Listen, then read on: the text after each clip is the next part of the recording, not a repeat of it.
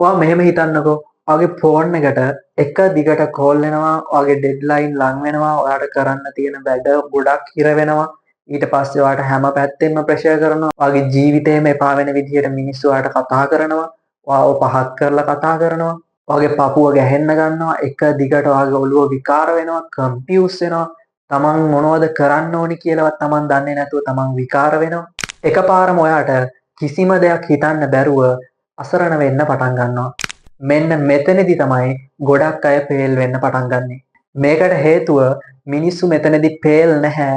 එයාලගේ මයින්ඩ් එක මේ ප්‍රෙෂර් එක විසින් කන්ට්‍රෝල් කරන්න පටන් ගන්නවා. ඔයා දැකලා ඇති ඕනම ප්‍රෙෂර් එකකදී සමහර මිනිස්සු මාරම කාම්. එයාලා හැමතිස්සෙම හැමදේම හොඳට හිතනවා. ඊට පස්සේ එයාලා කිසිම දෙයකින් එයාලා දඟලන්නේ නැහැ. එයාලා කලබල වෙන්නේ නැහැ. හොඳට කල්පනා කරලා හරියට හොඳ තීරණයක් ඒ වගේ වෙලාවකදී එයාලා ගන්නවා. කොහොමද ඒක එයාලා ඒ විදිහට කරන්නේ? මොකද්ද මේකේ රහස? අද ඔයා ඉගෙන ගන්නවා ප්‍රෙෂර් එකකදී වුණත් ඔයාගේ මයින්ඩ් එක හරියට කන්ට්‍රෝල් කරන්නේ කොහොමද කියලා.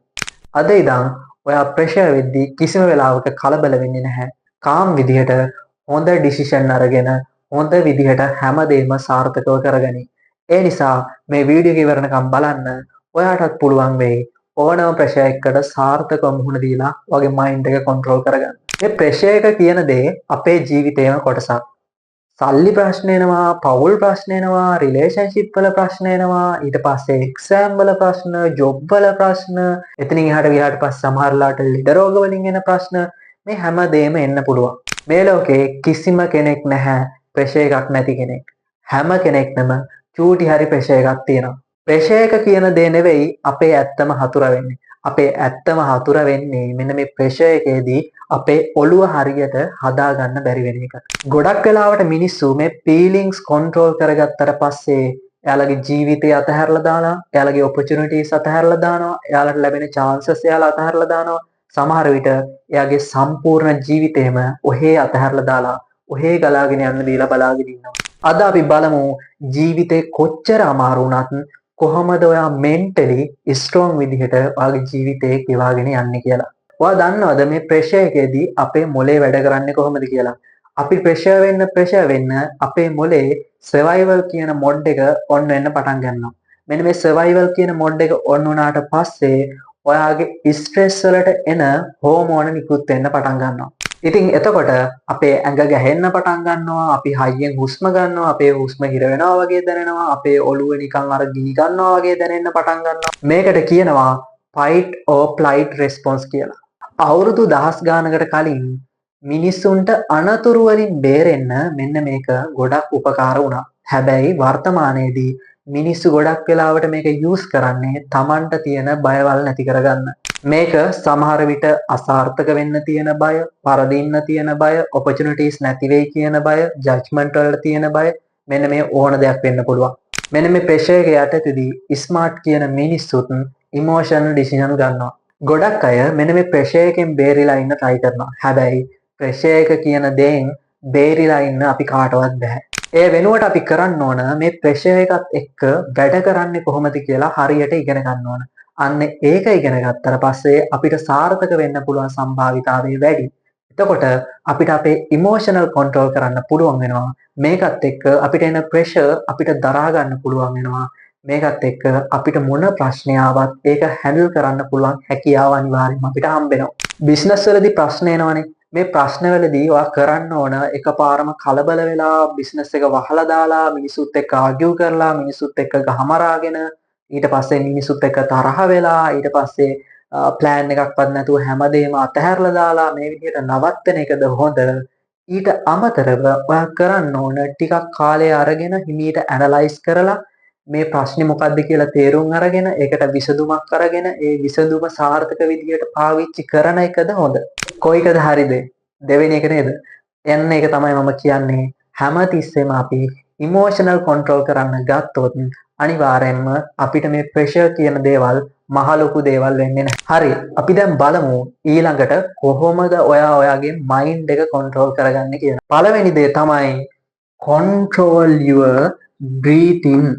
ඔයාට මොනවා හරි ප්‍රෙෂර් එකක් ආවට පස්සේ ඔයා අනිවාර්යයෙන්ම ඔයාගේ හුස්ම ගන්න විදිය කන්ට්‍රෝල් කරන්න. ඔයා මේ ප්‍රෙෂර් එක ආවට පස්සේ එක දිගට හුස්ම ගන්න එක අනිවාර්යයෙන්ම සාමාන්‍ය දෙයක් වෙනවා. මෙන්න මේ වගේ වෙලාවකදී ඔයා කරන්න ඕන එකපාර තද හුස්මක් ගන්න ඕන තප්පර 4ක විතර. මේ තප්පර 4ක විතර හුස්ම අරගෙන ආපහු හිමීට ඔයාගේ හුස්ම පහළ හෙලන්න ඕන. මේ විදිහට 3-4 පාරක් කරන්න. මේකෙන් ඔයාලට දැනෙන්න පටන් ගන්නවා ඔයා ප්‍රොටෙක්ට්, ඔයා ආරක්ෂිතයි, ඔයාට මේ දේවල් කරන්න පුළුවන් කියලා. අන්න ඒ නිසා ඔයා මොනවා හරි ප්‍රෙෂර් එකක් ආවට පස්සේ ඔයා එක දිගට හුස්ම ගන්නව වෙනුවට මේ හුස්ම ගන්න එක වෙනස් කරලා ඔයා දිග හුස්ම 3-4ක් අරගෙන ඒක පිට කරලා ඔයා ඔයාගේ බ්‍රීතින් එක කන්ට්‍රෝල් කරන්න. දෙවෙනි එක තමයි separate facts from emotion. ඔයාට මොනවා හරි ප්‍රෙෂර් එකක් ආවට පස්සේ ඔයාට හිතෙනවා අනේ මගේ හැමදේම නැති වෙලා මං කොහොමද දැන් මේක කරන්නේ?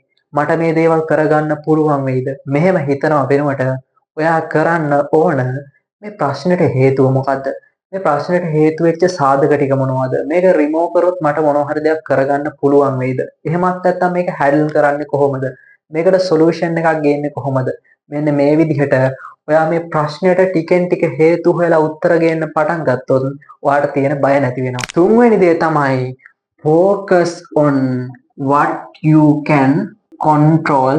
ඔයා focus කරන්න ඔයාට control කරන්න පුළුවන් දේවල් මොනවද කියන දේ. ඔයාට control කරන්න බැරි දේවල් ගැන හිතද්දි තමයි ඔයාට කිසිම අදහසක් ඔලුවට එන්නේ නැත්තේ. ඔයා කල්පනා කරලා බලන්න මොන areas ඔයාට control කරන්න පුළුවන් කියලා. ඔයා හිතුවොත් මට කරන්න පුළුවන් මොකද්ද? මම මොන වගේ areas follow කරොත් මට මේකට solution එකක් ගේන්න පුළුවන්ද? මෙන්න මේ විදිහට හිතන්න ගත්තොත් ඔයාට ගොඩක් ප්‍රශ්න වලට උත්තර එන්න පටන් ගන්නවා. එතකොට ඔයාට කරන්න බැරි දේවල් වෙනුවට ඔයාට කරන්න පුළුවන් දේවල් වලට වගේ focus එක යන්න පටන් ගන්නවා. හතරවෙනි එක තමයි train your mind daily. train your mind daily. මේ ප්‍රෙෂර් එකකට මුහුණ දෙන්න පුළුවන් හැකියාව ලැබෙන්නේ මේ ප්‍රෙෂර් එක ලැබෙන වෙලාවදී නෙවෙයි. අපි ඒට කලින් අපි මුහුණ දීලා තියෙන දේවල් එක්ක අපි ප්‍රගුණ කරලා තියෙන දේවල් එක්ක තමයි මේ ප්‍රෙෂර් එකට කොච්චර අපි සාර්ථකව මුහුණ දෙනවද කියන එක තීරණය වෙන්නේ.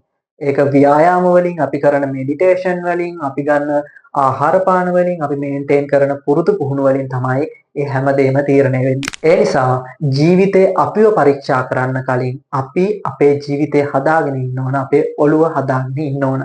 පස්වෙනි දේ තමයි stop imagine worst case scenario. අපි ගොඩක් වෙලාවට ප්‍රෙෂර් වෙන්නේ මොනවා හරි දෙයක් ඉමෑජින් කරන්න ගියාම.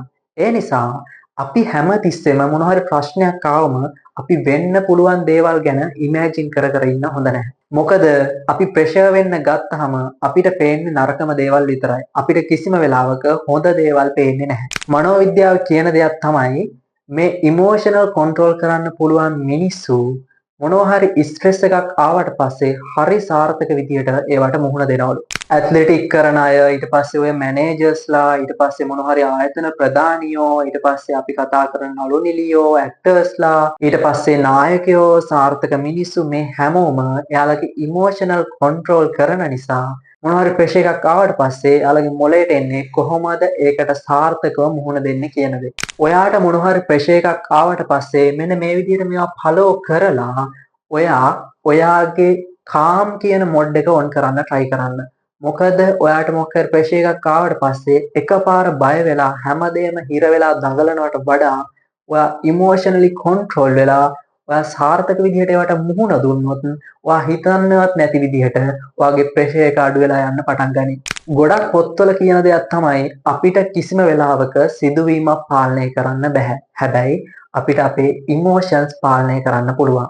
ඒ නිසා අපි හැමතිස්සෙම කරන්න ඕන අපිට මොනවා හරි ඉමෝෂන් එකක් දැනෙනවා නම්, අප මොනවා හරි ප්‍රෙෂර් එකකින් ප්‍රෙෂර් වෙනවා නම් අනිවාර්යයෙන්ම අපේ හිත ඇතුලෙන් එන ඒ ඉමෝෂන්ස් එකෙන් එක කන්ට්‍රෝල් කරන්න ඕන. ජීවිතේ හැම වෙලාවකදීම අපිව පරීක්ෂා කරනවා කියලා වට දැනিলা ඇති. ඒ නිසා ඕනම වෙලාවක අපිට ප්‍රෙෂර් එකක් එන්න පුළුවන්. අපේ ජොබ් එකේදී, එතනින් පස්සේ අපි යන පාරදී, ගෙදරදී, පවුලේදී, ආයතනයකදී, එහෙමත් නැත්නම් චූටි තැනකදී පවා ඔයා ප්‍රෙෂර් වෙන්න පුළුවන්. මේ ප්‍රෙෂර් කියන දේ අන්එක්ස්පෙක්ටඩ් දෙයක්. මේක මතක තියාගන්න. සංසුන්ව ඉන්නවා කියන්නේ, කාම් විදිහට ඉන්නවා කියන්නේ ඒක පට්ටම සුපර් පවර් එකක්. මොනවා හරි ප්‍රෙෂර් එකක් යටදී තමන්ගේ මනස පාලනය කරන කෙනා ගොඩාක් ශක්තිමත් පුද්ගලයෙක් කියලා මනෝවිද්‍යාවේදී කියනවා. ඊළඟ පාර ජීවිතේ අමාරු වෙද්දි ප්‍රශ්නයක් එද්දි කිසිම වෙලාවක කලබල වෙන්න එපා.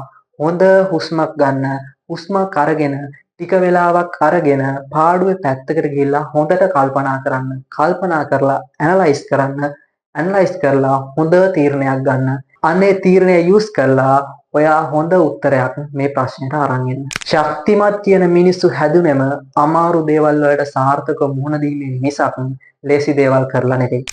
ඒ නිසා ඔයත් මොනවා හරි ඔයාට ප්‍රශ්නයක් තියෙනවා නම් ඔයා ප්‍රෙෂර් වෙලා ඉන්නවා නම් මේ විදිහට මේ ස්ටෙප් ටික ෆලෝ කරලා හිමීට ඔයා ප්‍රශ්න වලට උත්තර හොයාගෙන ඒවට සාර්ථකව මුහුණ දෙන්න. කිසිම වෙලාවක කලබල වෙන්න යන්න එපා. ඔයත් ස්ට්‍රෙස් වෙලා හිටිය කෙනෙක් නම් මේ වීඩියෝ එක ඔයාටත් ප්‍රයෝජනවත් වුණා නම් අනිවාර්යෙන්ම කමෙන්ට් එකක් දාන්න. ඒ වගේම මේ වීඩියෝ එක ප්‍රෙෂර් වෙලා ඉන්න කියලා යාළුවෙක්ට හරි ඔයාගේ ඥාති කෙනෙක්ට හරි අනිවාර්යෙන්ම ෂෙයා කරන්න. මේ වගේම පර්සනල් ඩෙවලොප්මන්ට් වීඩියෝ එකකින් ආයෙත් එනකම් පරිස්සමෙන් ඉන්න. ඔයාලට ජය වේවා. මම සංජීව පීරත්නායක.